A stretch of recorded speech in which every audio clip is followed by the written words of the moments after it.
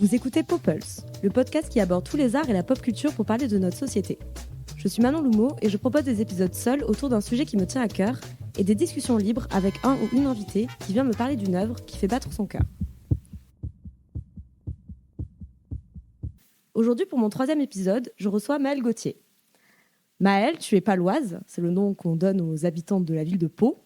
Tu es aussi taureau ascendant poisson. Tu es aussi très sportive, tu t'es d'ailleurs fait les croisés et tu as presque gravi l'Everest. Et tu es fan de musique, tu es très concert de rock. Et donc, tu as choisi de venir nous parler de... Alors là, on s'attend à un album des Pink Floyd ou des Velvet ou à Rocky, soyons fous. Mais non, pas du tout, tu as choisi Persepolis de Marjane Satrapi. Alors, j'étais très contente que tu choisisses Persepolis. Déjà parce que pour moi aussi, c'est une œuvre majeure. Et j'étais ravie de revoir le film. Mais aussi parce que ça m'a replongé un peu avec nostalgie dans mon année d'Erasmus à Madrid, à la Autonoma, où j'avais travaillé sur l'ouvrage Jeunesse d'Iran, les voies du changement de Delphine Minoui. J'ai d'ailleurs relu mon rendu en préparant cet entretien qui portait sur la censure dans l'art en Iran. Je remarque que je taffais bien à l'époque. En lisant, j'étais assez admirative de la moi à 20 ans qui faisait sa disserte en espagnol et en Erasmus, donc avec assez peu d'heures de sommeil. Et puis en même temps, je constate aussi que j'ai oublié à peu près 70% de mes références aujourd'hui. Peut-être le manque de sommeil d'ailleurs, on ne sait pas. Toi Mel, d'ailleurs, tu étais où en Erasmus ? En Erasmus, j'étais à Uppsala en Suède, en train de me remettre de mon opération des croisés. Bon, ça n'a pas grand-chose à voir avec Rien Persepolis. à voir. Ouais. Donc Persepolis, c'est une œuvre de Marjane Satrapi, d'abord une bande dessinée en 4 tomes et un film co-réalisé avec Vincent Paronneau. Les 4 tomes sont parus aux éditions L'Association entre 2000 et 2004 et le film est sorti en 2007 par Studio Canal, qui n'était pas encore contrôlé et complètement bouffé par Bolloré. Le film a été couronné du prix du jury à Cannes la même année. Donc Marjane Satrapi y raconte son enfance en Iran, de 1979 au moment de la révolution islamique, jusqu'à 1994, quand Marjane est étudiante en France et quitte définitivement son pays d'origine. Donc avec Marjane, on traverse les années 80 et 90 en Europe, car elle est envoyée à Vienne par ses parents, et on suit la situation politique iranienne tout du long, bien sûr. Pour rappeler rapidement le contexte historique qui marque le début de Persepolis. On est en 1979, le Shah d'Iran est renversé suite à la crise pétrolière qui a engendré une crise économique dans le pays et une crise de défiance totale à la découverte du service de renseignement tortionnaire de l'État, la SAVAK. On voit d'ailleurs cela au début de Persepolis avec le retour de prison de l'oncle Siamak. Donc à partir de là, la République islamique est instaurée avec ses lois répressives et comme guide suprême, Khomeini. Cela signifie l'abrogation d'un grand nombre de droits pour les femmes, la censure, la propagande politique et religieuse, l'interdiction de toute la culture occidentale, mais aussi la disparition de la culture populaire iranienne, comme avec notamment la chanteuse Star Gougouch qui a été poussée à l'exil et dont les musiques ont été complètement interdites sur le territoire. On traverse aussi avec Marjane la guerre Iran-Irak de 1980 à 1988. Première guerre du Golfe et l'un des conflits les plus importants du XXe siècle, avec plus d'1 million de morts. À savoir que la communauté internationale a joué un rôle prépondérant dans ce conflit, avec la France comme 2e fournisseur en armes de l'Irak, les États-Unis fournisseur principal de l'Irak en renseignements et images satellites, tout en ayant une connaissance de l'utilisation massive de gaz toxiques par les troupes irakiennes de Saddam Hussein sur les populations. Cela n'est pas sans rappeler une guerre qui sévit au Proche-Orient aujourd'hui et une implication directe et matérielle des gouvernements occidentaux, alors même que l'État soutenu exerce des crimes de guerre. Bon. La guerre Iran-Irak, c'est aussi un conflit qui a mis en lumière la compromission de gouvernements et de partis politiques français et la question du trafic d'armes mené par un État pour des enjeux essentiellement commerciaux. Et je vous invite pour cela à écouter le podcast Affaires sensibles de France Inter sur l'affaire Lucher. Mais on s'égare, reprenons avec l'Iran aujourd'hui, où la République islamique continue à condamner les femmes et leur liberté. On peut rappeler bien sûr l'innommable mise à mort de Mahsa Amini, abattue par la police des mœurs en 2022 pour, je cite, « port de vêtements inappropriés ». D'ailleurs, pour faire un lien avec Marjane Satrapi, c'est elle qui a coordonné la parution d'un roman graphique en hommage à la jeune femme qui s'appelle « Femme, vie, liberté » et qui est le slogan scandé par les manifestantes à la suite de cet événement tragique.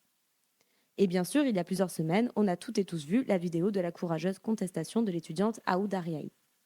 À ce sujet, le roman Lire Lolita à Téhéran d'Azar Nafissi a été réédité aux éditions Sulma cette année, 21 ans après sa première parution.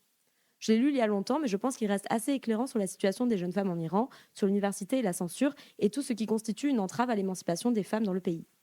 L'autrice y dénonce à travers le personnage d'une professeure de littérature le système d'oppression, l'autoritarisme que la révolution islamique et les mollahs ont instauré en instrumentalisant la religion et en faisant une idéologie empreinte de domination. C'est un petit peu long. Merci Maëlle d'avoir écouté patiemment et d'avoir accepté l'invitation. Avec grand plaisir. Alors tout d'abord, est-ce que tu as choisi cette œuvre à la suite des derniers événements survenus en Iran ? Pas du tout. J'ai choisi cette œuvre parce que tu m'as demandé une œuvre qui était importante pour moi et c'est la première à laquelle j'ai pensé. J'ai essayé de réfléchir un peu à autre chose après parce que tu l'as dit, généralement j'aime bien tout ce qui est musique, série, c'est plutôt cette vibe-là qui fait battre mon cœur. Mais en y réfléchissant, je me suis dit que c'était une œuvre qui avait été importante pour moi. Qui m'a accompagnée et qui m'accompagne encore aujourd'hui, donc plutôt sur la continuité que vraiment on regarde les derniers événements actuels. Et t'es plutôt BD ou film ? Je suis totalement BD. Film est important, sympa, mais je suis totalement BD. Ok, c'est marrant, moi je suis totalement film. Bon, je suis totalement film, moi, c'est mon travail aussi, mais c'est possible également que les voix de Chiara Mastroianni et de Catherine Deneuve y soient pour quelque chose. Et puis aussi, j'avoue que je suis pas très BD de manière générale. Et ben moi non plus. Ah ouais, toi non plus ? Moi j'en ai vraiment très peu lu. Mais c'est une lacune, hein. Et est-ce que pour toi c'est une adaptation quand même réussie, le film ? Je pense. Et surtout, en réfléchissant à ma première découverte avec l'œuvre, je crois que j'ai d'abord vu le film et ensuite lu la BD. Et justement parce que le film, adaptation réussie pour, je pense, le ton global, mais qui manque un certain nombre de sous-jacents qu'on retrouve beaucoup plus dans le livre. Et je crois que j'avais besoin, en lisant le livre, de comprendre un certain nombre d'éléments qui étaient uniquement évoqués par le film. Oui, effectivement, parce qu'on passe quand même de 4 tomes à un film, donc j'imagine que c'est moins complet, quoi, forcément. Et bon, bah, alors, du coup, tu as commencé un peu à parler de ta rencontre avec cette œuvre, mais est-ce que tu peux développer un peu tout ça ? Tout à fait. J'ai essayé d'y réfléchir en préparant un peu cet entretien. Je savais qu'il y avait un rapport avec ma grand-mère, puisque c'est elle qui m'a présenté cette œuvre. Il me semble que ma première rencontre a été des bandes annonces qu'il y avait, je pense, sur Canal à l'époque, de la petite Marjane en train de manifester dans sa chambre en criant « Ah, bah le chat! Ah, bah le chat !» Et moi qui avais, je pense, une dizaine d'années à l'époque, je ne savais pas qui était le chat, je ne comprenais pas. Et je pensais qu'elle parlait des animaux, donc je ne comprenais pas cette soudaine détestation envers les chats et le chat en particulier. Donc j'ai toujours tout de suite été très intriguée. J'ai d'abord vu le film, je pense, plutôt dans le salon de ma grand-mère qu'au cinéma. Et ensuite, je crois que c'est ma grand-mère qui m'a offert le roman graphique, la BD, que j'ai lu, relu et re-relu à de nombreuses reprises, après avoir compris qui était le chat. Bah, en plus, le rôle de la grand-mère qui est quand même essentiel dans Persépolis. Donc, merci. Donc, on a parlé du risque que prennent les artistes iraniens et iraniennes lorsqu'ils prennent position contre le gouvernement. Dans le fond, évidemment que c'est une œuvre rebelle. Maintenant, dans la forme, est-ce que selon toi, le film ou la BD est non conventionnel ? Je pense déjà par le choix de l'absence de couleur, le noir et blanc, qui n'est pas quelque chose auquel on a l'habitude d'être confronté. Et je dirais surtout dans la légèreté de traitement de situations politiques et individuelles extrêmement graves et très traumatisantes. Et pour ça, je dirais plutôt non conventionnel, oui. Donc pour toi, Persépolis, je pense qu'on est toutes les deux d'accord que c'est tout à fait d'actualité. Mais est-ce qu'il y a un passage de la BD ou du film que tu trouves assez éloquent et dont tu aimerais parler pour son lien avec l'actualité, la situation politique de l'Iran aujourd'hui ? Il y en a beaucoup, mais c'est vrai quand j'ai relu la BD, je l'ai relu quelques jours après avoir vu Les Graines du figuier sauvage. Donc forcément, ça avait eu des échos. Et je crois ce à quoi j'ai réfléchi à ce moment-là, c'était un passage qui est dans le roman graphique. Je ne sais pas s'il est dans le film, qui explique que la génération de Marjane Satrapi et ses parents ont énormément de mal à s'adapter à la situation du fait qu'ils aient connu la situation précédente. Et ça m'a fait réfléchir en termes de génération, si le pouvoir, en imposant un régime de terreur, avait réussi à enlever tout élan de liberté et à faire peur globalement à l'ensemble de la population. Et maintenant, comment tu définirais le personnage de Marjane? Outre le fait que son obsession soit d'un jour pouvoir se raser les jambes et être le dernier prophète de la galaxie, et sans parler de sa magnifique veste Punk is not dead, D-E-D. Bien sûr. Comment je la qualifierais? Je sais pas, Marjane, elle est inspirante à plein d'égards. Je dirais que Marjane, elle vit. Parce que elle vit, elle est curieuse, et ça c'est quelque chose qui me parle beaucoup. Et Marjane, je dirais qu'elle est convaincue, mais qu'elle sait douter. Et je trouve ça très intéressant comme personnage à suivre, voir ses évolutions. Et voilà. Pardon pour la conclusion. Et quel est ton rapport au dessin? Eh bien, comme je te disais, les BD, les romans graphiques, voilà, c'est pas ma came, c'est pas forcément ce qui me fait le plus vibrer. Le rapport au dessin, moi, je ne dessine pas, je ne sais pas dessiner, c'est pas l'art qui me fait le plus vibrer. Donc c'est pour ça encore plus que je trouve ça très intéressant que ce soit une œuvre qui me parle. Mais le rapport au dessin dans ma vie quotidienne est relativement inexistant. Ok, et ce type de dessin-là, qui est quand même particulier, est-ce que tu voudrais en parler? Comment tu le considères? Pour moi, c'est un dessin qui est un peu conceptuel. Et c'est pour ça, je trouve que c'est intéressant parce que ce que j'ai retiré un peu de cette œuvre, c'est plein de grands concepts et un peu des lignes directrices de morale qui me parlent et que j'essaye d'appliquer dans ma vie quotidienne. Et j'ai l'impression que ces dessins conceptuels, ça me fait un peu penser aux dessins dans Vice Versa. Quand ils rentrent dans le monde des concepts, des grands concepts, les dessins s'étirent un peu, les traits sont plus fins, sont en 2D. Dans Vice Versa. Et du coup, oui, c'est ça. Je dirais peut-être que c'est des dessins conceptuels. Ok, ah ouais, intéressant. J'avais pas pensé à ça. Moi, c'est vrai que c'est plutôt le côté arrondi qui me frappe. Et je me dis d'ailleurs que c'est peut-être cet arrondi-là qui rend l'œuvre un peu moins grave, un peu moins sérieuse. En fait, Marjane, ça reste une petite fille rigolote, une ado rigolote et une jeune adulte rigolote. Et les dessins insinuent ça d'ailleurs. Donc, mais ouais, j'avais pas pensé au concept, effectivement. Donc, ok, bon, l'introduction était très sérieuse, mais justement, est-ce que Persepolis, c'est pas un peu fun? C'est maxi fun, Persepolis. C'est maxi fun, mais tout en traitant d'événements très graves, d'événements politiques extrêmement graves, d'événements personnels. Il y a quand même une tentative de suicide dans l'histoire, et c'est ça que je trouve fascinant, c'est que c'est une œuvre qui est très fun, tout en étant sur des sujets très graves, et ça me parle beaucoup, et c'est pas parce que on traite de choses sérieuses qu'il faut se prendre au sérieux, de choses sérieuses. Exact, très bien. Et bon, on va faire un petit point avec ta présentation. Donc, j'ai parlé de musique. Est-ce que tu voudrais parler de la musique dans Persepolis? Bien sûr.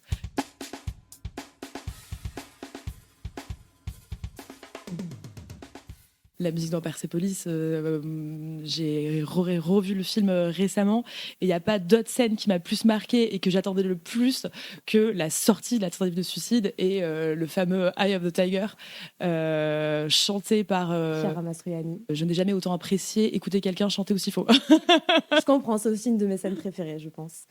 Et d'ailleurs, voilà, on y est. Quelle est ta scène préférée? Alors, ta scène un petit peu, qui provoque en toi des émotions, que ce soit du rire ou du pleur. S'il fallait que j'en choisisse une ou deux. Dans le film, c'est vraiment celle-ci. La renaissance, le fait de se lever et d'aller combattre, ça me touche énormément. Même si j'ai été un peu étonnée en revoyant le film de voir que la première chose qu'elle fait, c'est s'épiler. Et je me suis dit, en fait, ça m'a fait penser à toutes les scènes un peu classiques des films de notre adolescence, de make-over, voilà, où quand on enlève nos lunettes, forcément après on peut aller conquérir le monde. Alors que, bon, on peut le faire avec des poils et des lunettes. C'est son obsession de petite fille déjà, ça. Et deuxième passage qui me fait pleurer à chaque fois, je peux vous le lire un petit peu. Au moment où Marjane, après avoir vécu une rupture amoureuse qui a failli la tuer, décide de rentrer chez elle. Les 5 jours passèrent comme du vent et les cigarettes n'eurent pas raison de moi. Je m'habillai, je repris mes affaires, je remis mon foulard. Et tant pis pour mes libertés individuelles et sociales, j'avais tellement besoin de rentrer chez moi. Et ça, à chaque fois, ça me fait pleurer parce que je trouve que le besoin de rentrer à la maison est très parlant, je pense, pour un certain nombre de personnes. En tout cas, pour moi, ça l'est. Oui, c'est la rupture avec Marcus. Exactement, le fameux Marcus. Le connard. Qui a failli l'emporter. Autre phrase que je trouve très belle dans le livre et dans le film. Moi, je pense que si je devais choisir 2 moments, bon, moi, ça va être le film, hein, bien entendu, parce que je maîtrise pas trop la BD, enfin le roman graphique. Donc, moi, je pense que c'est quand même à Vienne, les potes marginaux complètement insupportables, qui ont des grandes théories marxistes et qui, en fait, sont des énormes privilégiés. Enfin, c'est assez énorme. Et aussi cette réplique magique qu'il faudrait qu'on écoute de temps en temps, qui est lorsqu'elle se fait arrêter, donc c'est à la fin du film, elle se fait arrêter par la police des mœurs parce qu'elle est en train de courir. Et là, elle commence à hurler Eh ben, vous avez qu'à pas regarder mon cul. Voilà, c'est quand même assez génial. Je suis d'accord. Donc, ton rapport à cette œuvre, bon, je pense que tu l'as déjà un peu dit, mais selon toi, il est plus émotionnel ou intellectuel? Évidemment, ça peut être les deux. Il est 100% émotionnel. 100% émotionnel, c'est l'œuvre que je lisais les soirs d'insomnie, qui a toujours été sur ma table de chevet, etc. Et j'ai essayé de réfléchir un peu au rapport que j'avais avec cette œuvre. Et en fait, je pense que c'est la manière dont Marjane Satrapi présente sa vie d'une manière quand même assez linéaire, tout en étant marquée par des événements, encore une fois, extrêmement tragiques, mais toujours avec pas une sorte de fuite en avant, mais une sorte de continuité dans sa vie qui, du coup, pour moi, je pense, m'aidait à me rendormir, puisque je me disais que cette personne avait traversé des événements tragiques dans sa vie et avançait toujours, continuait. Et du coup, moi, je pense que ça me donnait un aperçu de ce que pouvait être une vie et qui me permettait à 13 ans de me rendormir plus facilement. Et j'aimerais bien qu'il y ait un second tome pour la vie d'adulte après. Du coup, un cinquième, sixième. Ouais.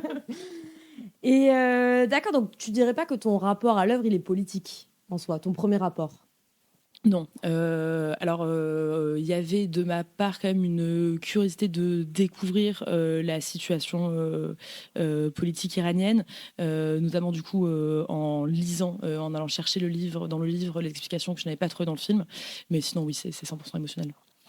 Et est-ce que, donc, comme tu l'as découvert, donc tu avais à peu près 10-11 ans, voilà, est-ce que ton rapport à cette œuvre, il a changé avec le temps, entre la première fois et là, aujourd'hui? Mais justement, ça fait longtemps que je l'avais pas lu parce que il était chez mes parents, du coup, dans ma chambre d'enfant, dans ma table de chevet où il n'avait pas bougé. Et je l'ai pas lu depuis, je pense, ouais, mes 15 ans. Et donc là, en le relisant, c'est ce que je te disais, j'aimerais bien qu'il y ait un autre manuel pour la vie après. Et ensuite, là, je l'ai lu un peu avec un regard un peu plus critique, notamment sur la question des poils que je mentionnais, sur ces ennemis marginaux, pareil, je me suis fait la réflexion de toi, et sur son rapport, elle aussi, mais elle en parle un peu dans le roman graphique de familles privilégiées en Iran. Ouais. Et sur le destin extraordinaire qu'elle a eu, parce que n'oublions pas que son grand-père était de la famille impériale. Donc il y a vraiment tout ce côté-là qui, à hauteur de petite fille et de sa part et de la mienne, je pense, n'était pas totalement visible et que j'ai redécouvert là en relisant le livre. Okay. Et donc, du coup, quand tu relis, bon, j'ai compris que c'était quand même une manière de te réconforter, de trouver des réponses, tout ça. Donc, tu es plutôt dans un mood mélancolique ou plutôt dans un mood de pêche quand tu relis le livre? Je suis dans un mood de découverte de la vie. Et à chaque fois, c'est pas forcément mélancolique, c'est plutôt prospectif. Et ça me rassure et ça me donne du courage. Et ça me donne envie de découvrir le monde. Parce que l'une des phrases aussi que je préfère et que j'adore dans la personnalité de Marjane, c'est que elle a des convictions très fortes, mais elle s'instruit tout le temps. Et il y a une phrase où elle dit, je reviens à ma conclusion initiale, il fallait s'instruire. Et ça, c'est une des guidelines que j'aime beaucoup dans l'œuvre, que j'essaie d'appliquer à ma vie personnelle. Ok. Et quand tu lis Persépolis, est-ce que tu adoptes un point de vue particulier? C'est-à-dire que quand tu regardes le film ou que tu lis le roman graphique, tu es Maëlle française avec tes connaissances sur l'Iran, tes propres engagements politiques, ou est-ce que tu rentres totalement dans la peau de la petite Marjane? Ah non, j'ai Marjane, j'ai 10 ans et je suis avec ma famille. Alors pas en Iran parce que du coup un peu compliqué de me projeter, mais je suis en tout cas une petite fille avec sa famille et avec des discussions d'adultes que j'essaie de comprendre.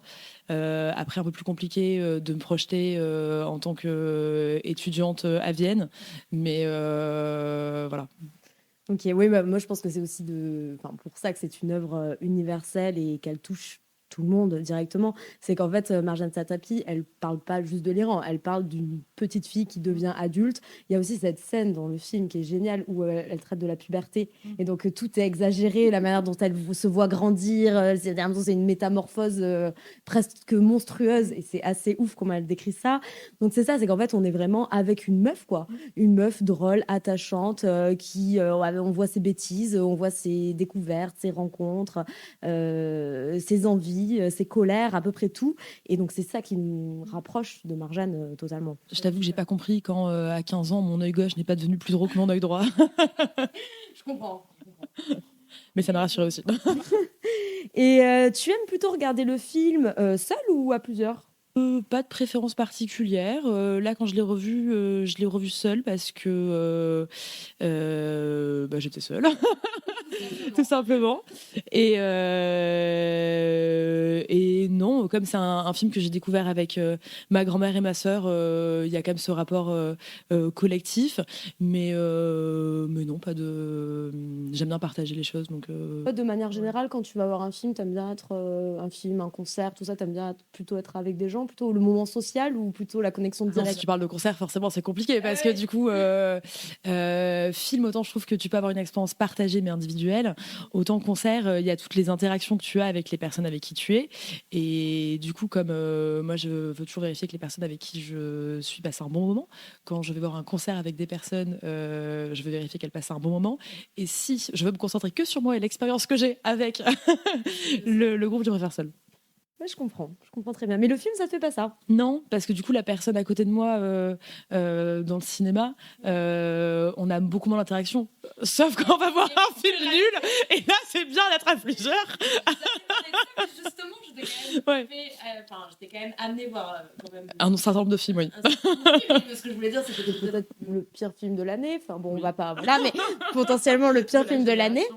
Et moi, j'étais pas bien. Je me suis dit, merde, je me fais louper sa soirée là en fait. Mais donc, je pourrais avoir la même chose que toi, tu as dans les concerts, mais au cinéma. C'est marrant. Mais là, c'était bien d'être à deux pour pouvoir s'entendre souffler. Est-ce que tu as une anecdote qui relie l'œuvre à toi dont tu voudrais parler? L'anecdote, c'est un peu juste le rapport que j'ai, qui est moi qui vraiment à 12 ans n'arrive pas à dormir et décide de relire d'une traite l'intégralité du roman graphique en me disant que ça va m'apaiser et que ça va me présenter la vie, tout simplement. Et est-ce que tu penses que ça a un plus pour toi, le fait que ce soit ta grand-mère qui t'ait offert Bien sûr, et surtout tout le rapport avec la grand-mère, il est extraordinaire. Et là d'ailleurs, je me dis, c'est marrant, en relisant, je me suis dit peut-être que un jour je m'identifierai à la grand-mère. Parce que je trouvais que c'était un personnage très fort, etc. Et génial, ouais. Peut-être déjà la mère, et peut-être après, dans quelques années, je relirai en m'identifiant à cette grand-mère. Bah, c'est vrai que la grand-mère, elle a ce pouvoir de dédramatiser totalement Exactement. tout.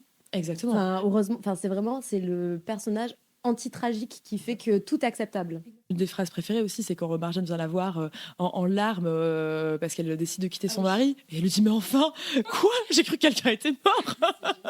C'est génial. En train d'allumer son truc qu'elle fume, là, c'est génial. C'est génial.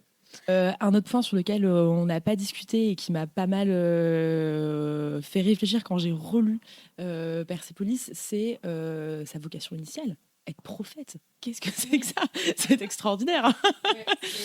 La vocation d'être le dernier prophète. Et du coup, là, je me suis dit que peut-être ce qui m'avait parlé aussi, c'était que forcément, quand tu veux être prophète, c'est parce que tu as des des lignes directrices que tu souhaiterais que tout le monde applique. Et par exemple, les vieilles n'ont pas le droit de souffrir. Et ça, c'est vrai que c'est intéressant.